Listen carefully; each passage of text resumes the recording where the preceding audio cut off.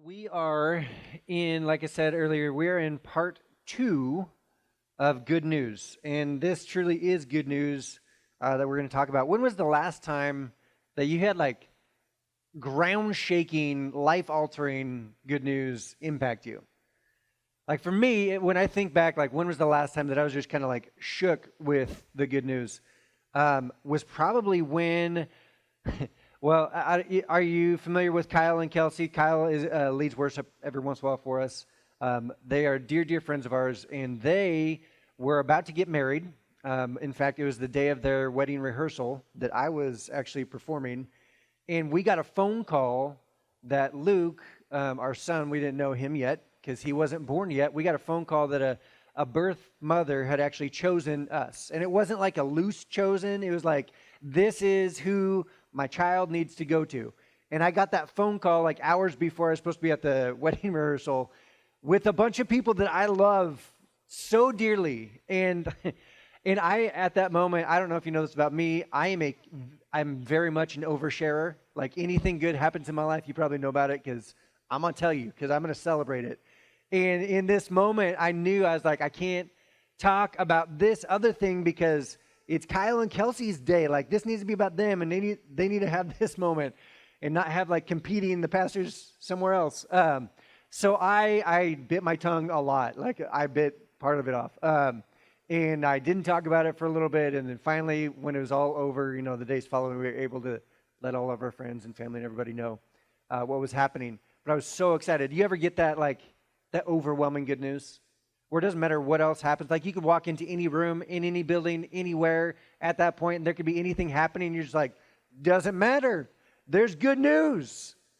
This is the kind of good news that we're talking about today.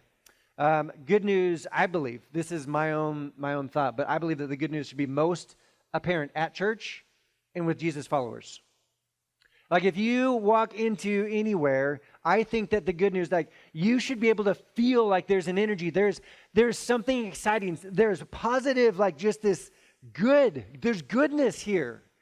And I think that at church it should be more prevalent than anywhere else, more apparent. And I think with Jesus followers, when we're actually following Jesus, it should be that way more than anywhere else also. So we've been going through this series. Like I said, this is the second week. And this is good news that we're talking about. Jesus is good news. And we've learned a few things that Jesus was who Jesus was good news for. For outsiders, Jesus was good news for sinners and the guilty. He was good news for the sick, the hurting, and the broken. He was good news for those with doubts. He was good news for regular people. This is what I talked about last week. If you missed it, I would suggest going back and listening to that or watching it online. And it's incredible to think like all of these categories, and I just kind of briefly last week went over each individual just moments, not all of the moments, just some of the moments. And every single moment that people actually engaged with Jesus and like intersected their life with his, it was that overwhelmingly good. Like, I don't know what I just experienced, but it was good. It was different than anything else. It was so good. And when you experience Jesus, you are experiencing like his words, his actions, his claims to be the Messiah. You are experiencing like miracles right in front of you. You are experiencing so much more. And Jesus punctuated all of those claims when he died on the cross and then rose again, conquering death 3 days later. Like all of those claims were punctuated in that moment when he rose again. So when we think about the good news, and we talked about this last week, that the good news, actually, the gospel, we refer to the gospel as, the scripture, Jesus' message, Jesus' ministry. We talk about the Matthew, Mark, Luke, and John. Those are the gospels. Those are the first 4 books of the New Testament. We talk about those as the gospel actually means good news.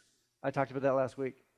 But if all of that's good news, if this is overwhelmingly, exceedingly good news, then the big question we have to answer is, well, what actually happened?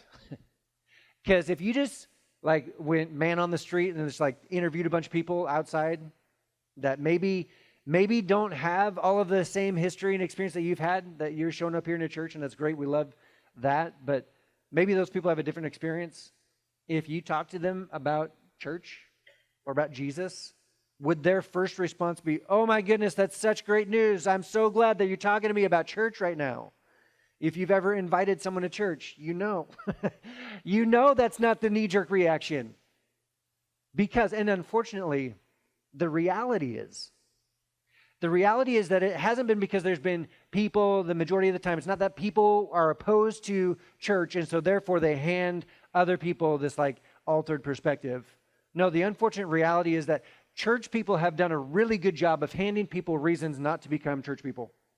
We've done a really good job of handing people reasons why maybe following Jesus doesn't appear to be all it is shaken up to be. Because we make mistakes, because we prioritize things the wrong way, because we say the wrong thing at the wrong time, because we sound judgmental a whole lot. And that's not the first handshake moment that someone should have with Jesus. Let me tell you how bad of a sinner you are. That shouldn't be the first thing out of your mouth. So, unfortunately, as church people, we're part of this. We've done something and impacted other stories and other people's lives in a way that's made it difficult for them to step through these doors. Now, for some of you, it hasn't been, that's your actually story. Like, it was bad news. Someone in my role, someone that represented Jesus to you, said the thing that destroyed your opportunity to actually believe that Jesus is good news. And for you, it's taken a while for you to get over that experience and realize that was just a broken person. But the underlying truth is that Jesus is still good news. Maybe that's your story. But maybe your story is a little bit different. Maybe your story is that you went to church your whole entire life and like you know the verses I'm going to talk about. You have like other examples. You're like, well, Pastor, it probably would have been a little bit better if you would have used this verse and this context. And like you critique my ability to say the Greek words or like biblical names. You're like, I'll have to send you a note later to make sure that you say that right next time. Like maybe that's your experience. You have heard the good news. You've heard these stories over and over and over. You actually could be up here teaching about it. But often, if that's your story, the good news stops being good news a while ago. It became old news at some point in time. And for you, the good news lost its shine. Like you kind of focus on some other things. Why can't everybody else be like this? Why can't you just figure it out? Why is everyone so broken and mad and angry and blah, blah, blah, and like we have our disgruntled, like, go get them. But for you, if it's old news, why is it the last thing that we think about when we actually need to introduce someone to the good news? It's like, well, I don't know if I can actually say that to that person right now. You're just thinking about, well, I got to go to lunch. And they're like pouring their heart out to you, and you're like, yeah, man, that's hard. Well, see you later. And you just walk on, like, go get some lunch. For you, if you're in that category, then we need to have a discussion about turning that old news into good news again. So throughout the series, the whole conversation essentially is around this question: what made the good news so good? What made the good news? The honest to goodness, like absolute good news, the best news in the history of existence. What made the good news so good? Our goal is to put back, depending on your story and your experience, our goal is to put back good back into the good news. Because for some of you, like I said, it's become bad news, it's become old news, it's become non-news, it's become fake news, whatever, I don't know. It's become other than good. And we're going to work on trying to put this good back in the good news. And I believe that this could be an impact moment for you individually, as a person in your own faith journey. I also believe that this could be a moment for our church and for our community as well. Last week, we kind of landed on this point. Like, I'm going to introduce a phrase each individual week, and this was our phrase last week, that God is closer than you think. That God is so close, it's like he's in your blind spot. And if you're driving down the highway and you just you're going to change lanes and you check all your mirrors, but then you hear the driver's ed teacher voice in the back of your head, and you're like, oh, I should probably check the blind spot also. And so you do that, and as you're doing that, you realize that there's someone in your blind spot that's so close, if both of your windows were down, you could reach across and grab their drink and take a sip. That's how close they actually are. And that's how close God is, and even closer than that. God is closer than you think. And sometimes that's shocking, sometimes that's like jarring, and sometimes that's terrifying to think that God is actually that close, that he knows you to that degree. But he does, and that is good news. Now today we're going to shift a little bit, and we're going to talk about something that is a shared human experience. All of us have this feeling, this thought at some point in time. It's this one, that something's not quite right. Something's just off a little bit. Like it's not the same. You have that like grunting thing that you do. You're just like, it's just that, I can't put my finger on it. A couple months ago, some friends and I and my wife went up and saw a comedian. And there's this perfect illustration. So this comedian, this is actually a true story according to the comedian. But before he became a full-time comedian, he actually was, doing whatever he could to put food on the table. And he was painting houses. And so this comedian, he's a house painter, I guess I should start calling him at this point. But he's painting houses. They have this job. He and this team, crew of people have this job to go paint this house. The agreement is that they're going to show up. They're going to paint the house in the morning. The owner's already going to be gone for work. They're just going to show up, do the job, be done. So they do that. They get it all set up. Sure enough, they show up. The owner's gone. They set the whole house up. They tape it all off. They get everything going. They paint the whole house. And right before they're like finishing up, they get a phone call from their supervisor. And he says, "Where are you guys?" And they're like, "Well, I mean, we're doing what we're supposed to be doing. We're at the job." And he says, "No, you're not, because I'm at the job site right now. I'm at the address." And they had gotten the address wrong. So they got fired in that moment, like just pack up your stuff and leave. He doesn't know how the story ended. But the thought that I like to have is imagine those people that got their house painted and you show up and your house is a different color than when you left. This is two very different experiences for the husband and the wife. Because the wife is going to immediately be like, what in the world is happening? The husband's going to say, was that our house color this morning? I don't know. I'll be honest with you. I won't judge you at all as a husband, but I would not be the first person to bring it up with my wife, because I'm not going to risk it and be like, hey, was our house this color this morning? I'm not going to say that because she would look at me like I'm crazy. So I'm not going to say that at all. Anyway, sometimes you show up to something and you're like, this is not what I expected it to be. This is not what I thought. Another illustration, and this probably again for the husbands out there. Every once in a while, I see my wife and I think, something's different, and I can't put my finger on it. And my go-to, because I feel like this is a safe one, is, all right, is that new clothes? You wearing new clothes? So far in 18 years of marriage, that's never been the right answer. I've never gotten that one right. And I'm really starting to bank on, like, at some point, it's going to be the right answer. So I'm just rolling those dice. Just keep them rolling, because at some point, it's going to be the right one. But yeah, and like those are all like light illustrations. We feel this deep inside of us, though, don't we? When we look around the world around us, when we deal with life experiences and things that happen, doesn't it feel like something is just kind of off? Like, doesn't it feel like it's just not right? We have, maybe you have friends that have gone through a divorce and you thought, man, I just didn't see that coming. And they tell you, yeah, we're walking through this. It's just not working. And you think, well, we're going to try to wait this out with them. We're going to try to work it out. And you're like, it won't be that much different. And then it's very different. And you're like, this just isn't. It's just not what I expect. It's just not right. Or maybe it's like the series of unfortunate events. And maybe it's you, or maybe it's somebody else that you're watching that all of a sudden they lose their job, or maybe you lost your job, and then you're like, well, I guess I'll move in with my mom and dad, and your mom and dad get sick, and then like their dog dies, and then the truck breaks down, and it's like 17 country songs back to back to back to back to back. And you're like, this is weird. Like, this is not what I expected life would be like. This isn't what it should be like. Something is just not quite, it's not quite right. Or maybe you've dealt with loss.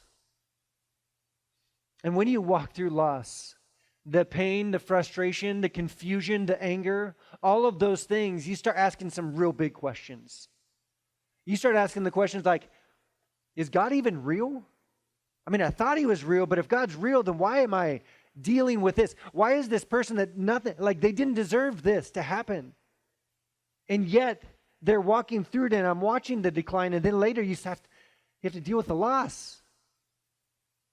Well, if God's real, then maybe he's not good.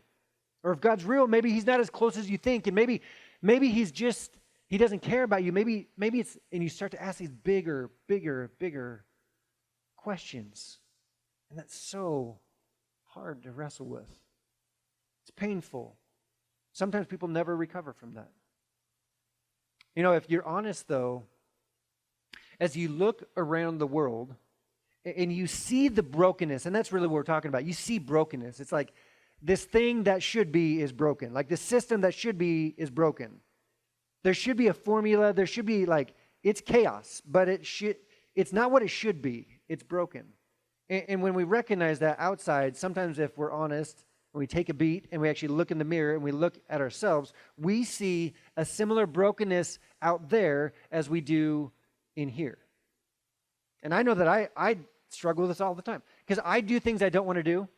I don't do things I want to do. It's the same thing like that Paul was talking about in one of his letters. I do the things I don't want to do. I don't do the things I want to do. It's this internal why did I do that? Why did I say that? Why did I behave that way? Why did I treat that person that way? I didn't want to. You see that there's something inside of you, and it's the same as something that's broken outside of you also. And sometimes there's a person to blame, and sometimes there's not. Sometimes there's a circumstance, and sometimes it's just don't know where that came from. Don't know how we got there. But life in itself, it just doesn't feel right. There's an article in the BBC that actually they did this study, and they found out that right up along with people's inherent idea, vast majority of people have this understanding that there's a higher power. Like whether they call it God or some other name, they recognize that in this world, in this life, there's something that is more powerful than us, and that thing has more of an influence and can have an influence on what we experience. So there's this understanding there's a higher power. Right alongside that understanding, that same level, is this feeling that something isn't right. That this life experience that we have is not all that it should be. Something is off. Something is amiss. It's just not quite right. Because we start to experience, right? What we experience is not what was intended. If we really believe that there's a creator, that there's a plan in place, what we experience could not possibly be what that creator intended. And we wrestle with this. And we try to figure this out. We try to make it make sense. And so much of the time, it doesn't. And time after time of facing this same struggle, we start to settle in life. It's I guess I just have to make do. I'm going to make the best of the situation, but it's not the ideal situation. We say things like, what doesn't kill you makes lemonade if you get lemons. I don't know. Combining a few things there. But this is what we do. We just end up settling over time. It's that's just the way it is. It's just broken, and that's how life is going to go. And it's frustrating, and it's angering. And actually, Paul calls this groaning. Like the Apostle Paul that wrote so many letters, he calls this a groaning, that when we see something in our life that's just not quite right, it's just this internal, this groaning that it's not right. And often if you are a church person, if you've been, going to church for a while, you grew up going to Sunday school, the immediate thought was, well, yeah, that happened. It was ideal back in the Garden of Eden. I mean, the Garden of Eden literally means paradise. So way back before all of this, God had it perfect, and it was all in place, and Adam and Eve experienced this perfect relationship with God. There's vulnerability there. There's intimacy with God. Everything was as it should be then. But then we know what happened. We know that there was brokenness, that sin entered the world, and since that moment, that initial original plan has been altered and affected. And we start to wrestle with this again. I guess this internal struggle that I feel, that life just isn't right. I guess this is just going to be a remembrance of what happened way back then, that this life was right way back then, but now it's not. And we start to feel hopeless. because the only positive element that we have to look at is back behind us. Well, let me tell you, we're going to talk about something that is absolutely true. That there is something more. That there's not just something behind us, there's something in front of us and ahead of us. There is something more. That same Creator created this opportunity for us to have hope for our future. We're going to talk about that today. This is good news to us, and when we fully understand it, this is good news through us. That we can't help it but share this hope with people around us. We can't help it, whether we're using words or not. People see and feel a difference. That regardless of our circumstances, regardless of what we're up against and what we face, that we have hope. And that is different. That is different from the vast majority of people's personal life experience.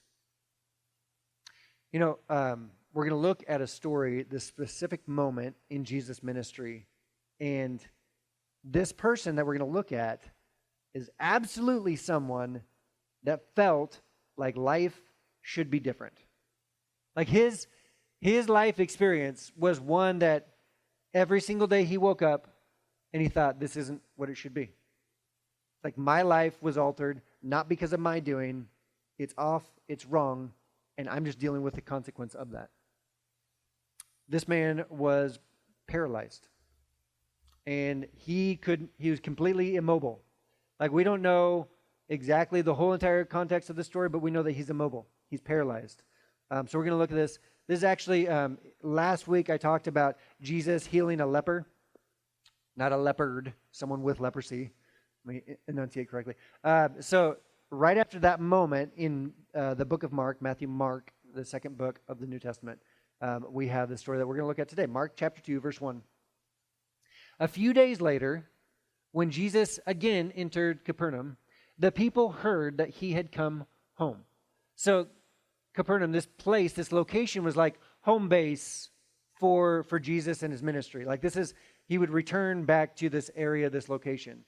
And it was like the good news tour was back in town. So when he came back, everyone around got super excited.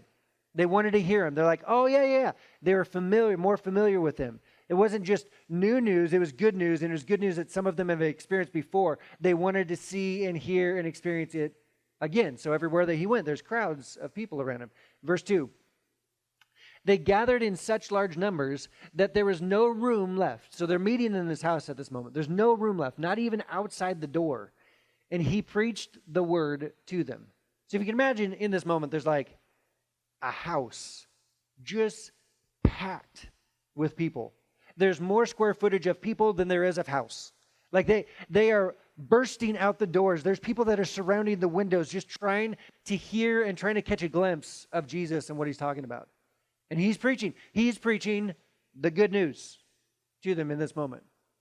In verse 3, some men came bringing to Jesus, a paralyzed man, carried by the four of them. Now, again, I don't know if they just didn't get the memo of when the church service was going to start. Like, I don't know why they're late. I don't know if this was like, it just happened, like Jesus was just in a house and the crowd just grew and grew and people started hearing like down the street, Jesus is in the house, and everyone just starts running in, and it's just like this unplanned, just like random day, like Tuesday that happens, and all of a sudden people are just feeling, I don't know if that's what happened, but for some reason these men are late. Like they're not the first ones there. I know we all have that friend that's like, yeah, hold on, I'm getting my shoes on, and they're like 20 minutes late. You're like, okay, do we need to go over tiny shoes? Because that's not 20 minutes worth. But for whatever reason, these men are a little bit late to the crowd. So they show up and there's nowhere for them to go. So, and if we think about the man, I mean, this man that's on a mat that they're carrying, if you are saddled with being paralyzed in this moment at this time, today, if you're paralyzed, if you struggle with something like that, if you have this, this situation, this disability, it is difficult. You have a motorized vehicle to kind of get you around, and motorized wheelchair to get you around in the grocery store. And then you have parents like me that are trying to quiet our 6-year-old and be like, stop talking about, like, we'll talk about it later in the car. Like it's hard. I get it. It's super difficult and hard. At this time, this is like a life ender. Your life is just going to be pain, frustration, anger every single day. There's no hope, and there's no place for you in this society. I mean, it's not like there's, it's not like there is handicap spaces out front of this house. There's not like there's handicap spot, like seating in front of Jesus, like, oh yeah, just come on in. Like, there's none of that. Your life is hard. And he gets to this spot, and he just he lived his whole life without hope. And then he started hearing about this Jesus, this rabbi that was a miracle worker. And he probably had just a little glimmer, like, if that's actually true, maybe for the first time in his life, he was gripping and grasping at hope. And then he gets to the house, and the house is full. It's packed. What's he going to do? And I'm sure his friends, his buddies get there, and they look at this situation, and they look at this man that they're carrying, and go, look, I'm sorry it takes me 20 minutes to tie my shoes, but look, we will get you in there. One way or another. I don't know how we're going to do this. We're going to get you in there. You know that moment that desperation turns to innovation? Like I'm going to think tank it. I'm going to figure this out. This is what happens. So Mark chapter 2, verse 4. Since they could not get him into Jesus because of the crowd, they made an opening in the roof. This is their solution. Well, we can't go in the house. We might as well come down from the sky. Made an opening in the roof above Jesus by digging through it, and then lowered the mat the man was lying on. And this is one of my favorite daydreams of all time. To think about this moment, like there's a crowd inside. Jesus is preaching. All of a sudden, they hear footsteps on the roof above them. And then the ceiling starts to rain down on them. And the little hole opens up. And then you hear him say nope, he's over there another 10 feet. They reposition. They move over I knew it wasn't, whatever, they argue. They open up again. And you start to see the silhouettes. And I don't know if Jesus is just Jesus knows that this is going to happen. So I don't know if he's just mid-teaching. He's oh, hold on. This is going to be a few minutes. Just hold tight. If you need to get a drink of water or whatever, this is going to take a minute. I don't know what Jesus is doing. Or maybe he's just barreling through I've got to get these words out before this happens. I don't know. But it's so confusing. The sky is literally coming through. All of a sudden you see a hole that's large enough to fit a man in a mat down into the room.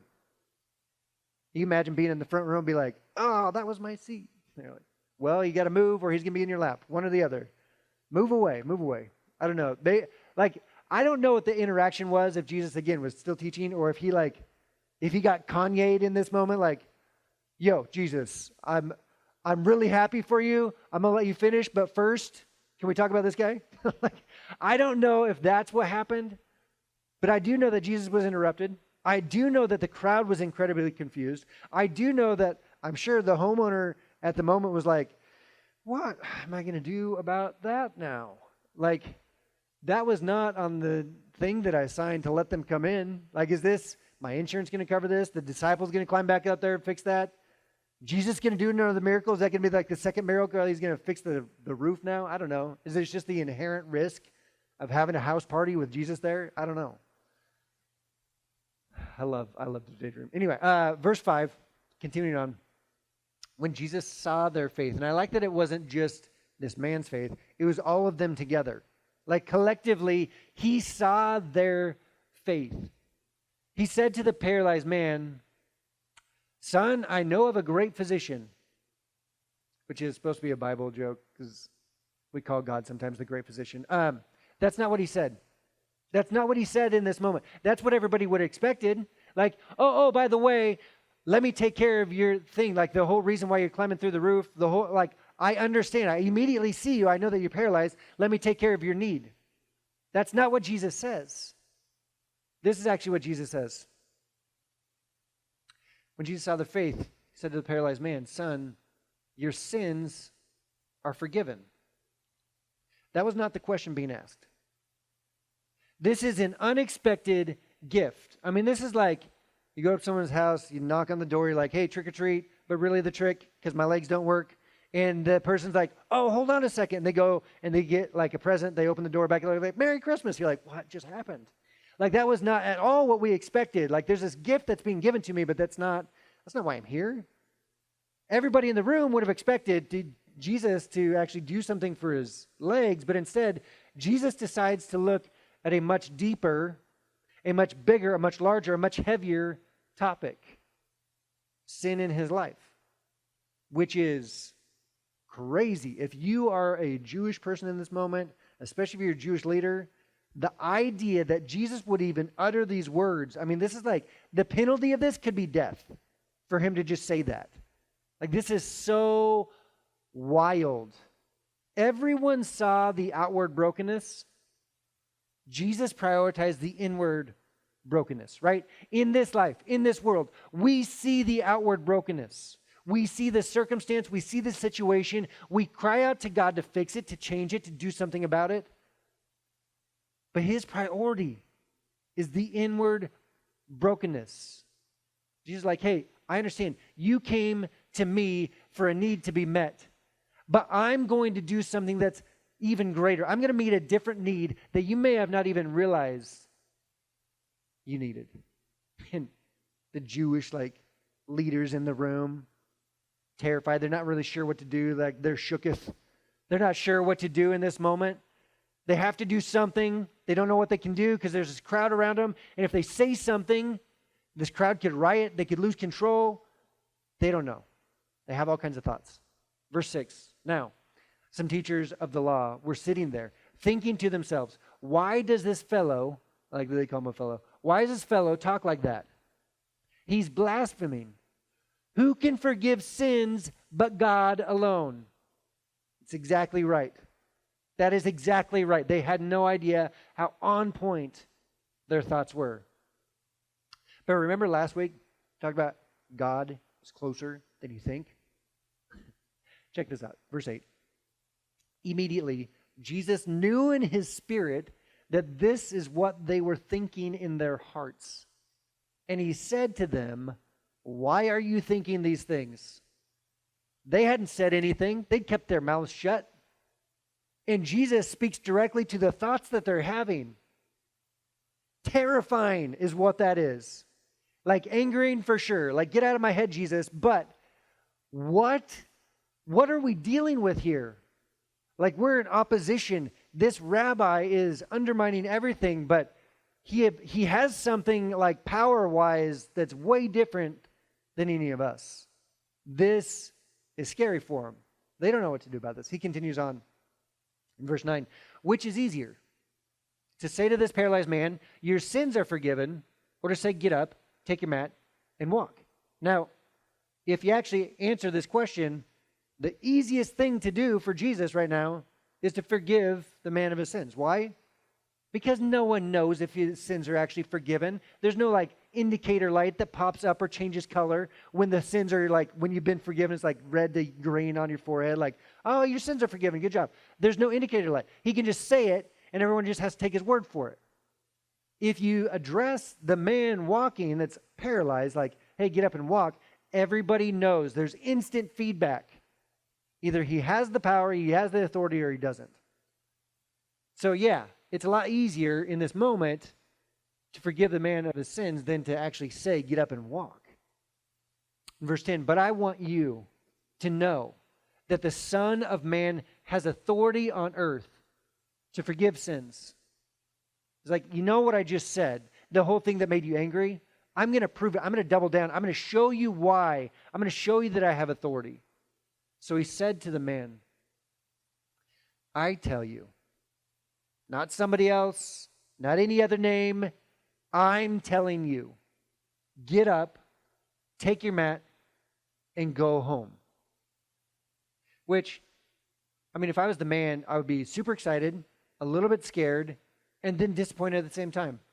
They'll be like, but I'm here, I'm finally in the room. I've only been here for a few minutes. I don't even know what you're talking about beforehand. I'd kind of like to stick around and hear what you're preaching about. But you're going to tell me to go home. So, in verse 12, he got up, he took his mat, and walked out in full view of them all. This amazed everyone, and they praised God, saying, "We have never seen anything like this." When you are faced with this, when you see God work like this, yeah, I bet they praised God in this moment. I bet they were amazed, incredibly amazed, like, this is why we're here. This is exactly why I wanted to be in the room.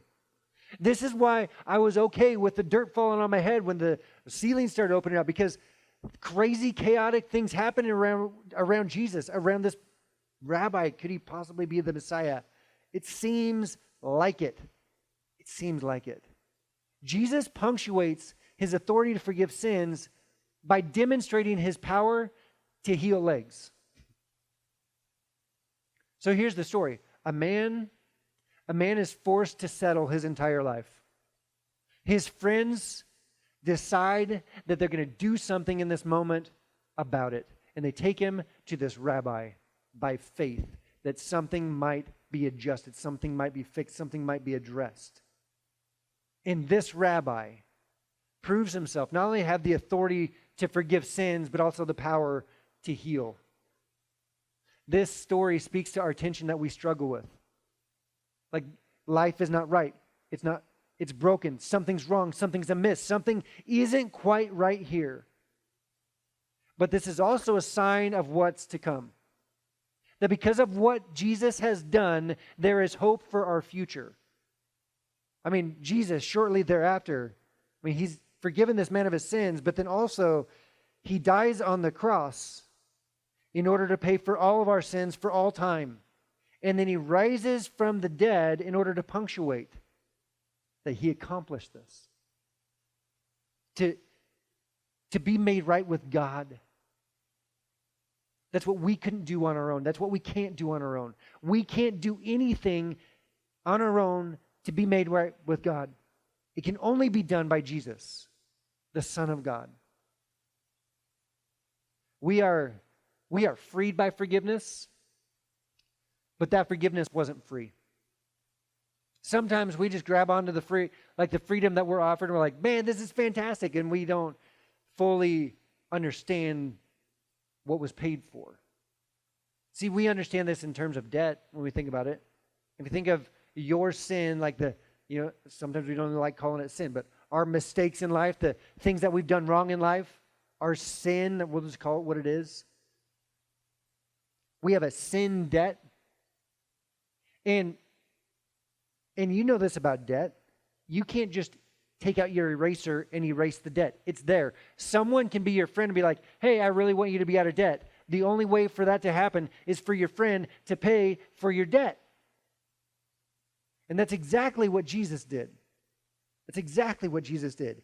He paid for our debt with his life. We today, we have all kinds of political discussions. One of them being cancel culture. We're like, I don't like cancel culture. Let's talk about the first cancel culture. The first cancel culture is that Jesus canceled. He canceled your guilt. He canceled your shame. He canceled your sin debt. And he canceled your unworthiness. This is what Jesus has done for you. This is good news. And there's a day coming when the broken things in our world and in our life are going to be made whole. There's going to be a moment when the hurting things are going to be healed. There's going to be the lost things found again. The dead will become alive once again. There is hope. No, I get it. Life isn't perfect. And we walk through this life, we're like, well, why not now? How about right now? Imagine this, though. Jesus heals this man in this room, in this house, packed house. You think that this man was the only one that needed a healing there? Just a thought. And we don't know the other context. We're not told what else happened in this house. But it doesn't tell us that there is other healings. Someone is sitting in that room watching this man experience what they hope for. That's hard. It's difficult. Some of you have experienced that as well. The the misalignment, the misunderstanding of what the power of God is and what the Bible is for. Because I believe that there's healing. I believe that people can get healed today, that people are healed today. I've seen it. I've experienced it myself. But that doesn't happen every single time. In fact, it seems like it happens more rarely than it does often. So what about the rest? And sometimes we lean into the Bible and Scripture. We're like, okay, well, what's the formula? What do I need to say? What's the exact words that I need to pray in order for the healing to happen? Because you're trying to earn the healing. You are trying to force it on your own by your own ability. You can't do that. The Bible is not a book of spells for you to like, I'm going to just concoct this and get this potion just right and just make it happen in my life. It's not up to us. Sometimes it happens, sometimes it doesn't. Sometimes it won't happen until our future. Jesus has come with a plan. This we know. Jesus has come with a plan. It just might be a little different from our plan. It might be a little different. It might be after. It might be once we experience this whole life, and then at the end of it, that's the season where we actually experience the fullness of God's plan, the goodness, not just for a short period of time, but for eternity with God. Jesus sometimes intervenes in the present, but he has already secured your future. We often get this we focus so hard on the present in our circumstances right now. And where is God and why hasn't God and what about this and what about that? And we focus on the brokenness of our present. But just like this man, Jesus' priority was not that the man's legs would be healed first. That was secondary. The first priority was the internal brokenness of the man in eternity, right? Jesus is more concerned about the eternity than this moment right now. Our hope isn't that this that we experience is all that there is. Our hope is that Jesus has a plan for the future and that there's more to come. That's where our hope lies. And that's what our phrase is this morning. That Jesus offers you hope. It's that simple. Jesus offers you hope. Hope is incredibly powerful. When you feel like there is no hope, your entire world shifts and changes. But when you know that there's hope for you, when you know that I don't know what the circumstance is going to do, but I know who holds it all. When I know that my future is secure, that changes how I'm able to love those around me. I don't have to struggle with myself. I don't have to struggle with all the other stuff. I know I'm going to be taken care of. It's like having your retirement completely funded and paid for. That burden is lifted. I can do that. I'm good to go. I'm going to struggle a little bit day to day. We're going to figure this out. But as a whole, I know I'm going to be okay. I know I'm going to be all right. This is the hope that we have. And this morning, for each of us in this room, we might be in a different spot in our faith journey and what we're experiencing right now, what we need to do. But I have kind of two options for you. First option is that you would pick up your mat and that you would walk into the hope of Jesus. Wherever you're at, whatever you experience, that you would walk into the hope that Jesus offers you. And if this is where you're at, you're finally ready to make a decision, you want to do this, you've been wrestling with this, you've got some questions to ask, I want to give you my email and my phone number. Don't abuse this power. I want to have a conversation with you. I want to go out to coffee with you. I want to talk to you about the hard stuff in life. I want to help you out. And not that I have all the answers. Maybe we'll just sit and cry together and I'll be like, I don't know what to do. I'm sorry. But I want to be part of your life. I want to try to do whatever I can for you. Because I believe that there is hope. Regardless of your circumstance, there is hope for you that's available. Now, if you're on the other side of things and you're like, I've already made that choice, I've already made that step, my other suggestion for you is that you would become a mat carrier. That you would be like those 4 men that decided that their time, their resources, their energy was best utilized to bring someone to Jesus. That your experience has led you to the moment where you realize This is a gift I've been given, and I don't know what else I can do with it other than to bring people back to Jesus, because it is so good. It is good news. It doesn't make life easier, but it is absolutely good news. This is good news to you that becomes good news through you. Would you pick up your mat, somebody else's mat, and carry them to Jesus? So, as a recap, as we close out this morning, God is closer than you think. Jesus offers you hope in this world that feels so hopeless so often. As always, I have some discussion questions because I don't want this conversation to stay in this room. I want to continue on outside of this room because I believe that that is where life change happens. If you just turn it off after this hour of sitting in this room, there's not going to be a lot of change that happens. We want this discussion to continue, whether it's with a friend, a family member, small group, whatever it might be. Here are the discussion questions. In your life, what makes you feel like what was intended is not what is experienced? Why? What do you do with that thought? And I'm going to tell you some of the things that we see in life that just eats away at us, that we feel like is wrong, are the exact thing that Jesus is going to ask you to do something about. He's going to give you an avenue. He's going to give you an opportunity in that area. Next question. It is evident that God cares about our today, but his priority is our eternity. Why is it so easy for us to prioritize our present over our future? And this is a good question as a whole anyway, just this tension between present and future. If you make decisions for your future, typically you'll make better decisions in your present. Final question. What areas of your life do you feel the most hopeless? Do you have some mat carriers that would want to help you if you let them? You have people in your life that you just haven't asked to help you out.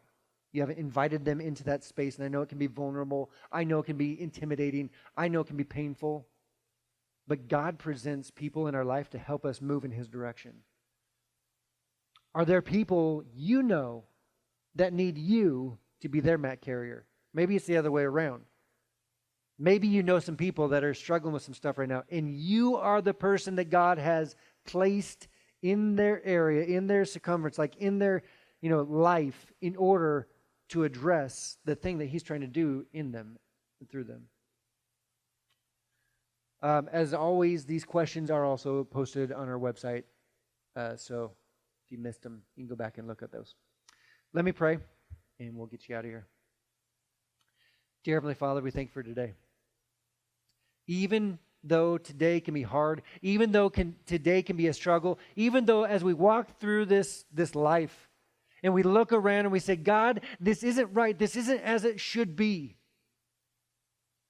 I pray that we would be reminded that you've done something and you do something for our future, that you have given us a hope unlike any other, that you have secured our future. That because of your sacrifice, because of your gift, we are able to have hope that this will be made right. It might not be today, it might not be tomorrow, but when we are with you, it will be made right. That there is a hope for our eternity and for our future. And God, I pray that we would rest on that we would trust that. Lord, I pray that if we're struggling with that, if we have questions about that, I pray that we would open our mouth and talk to someone about it that could help us out and work through some of these things. Lord, I thank you that you love us, that you care for us. God, I thank you that you are closer than we think. And I thank you for the hope that is offered to us by Jesus, your Son. In your name I pray. Amen. Thanks for being here with us this morning. We'll see you all next week for the conclusion of Good News.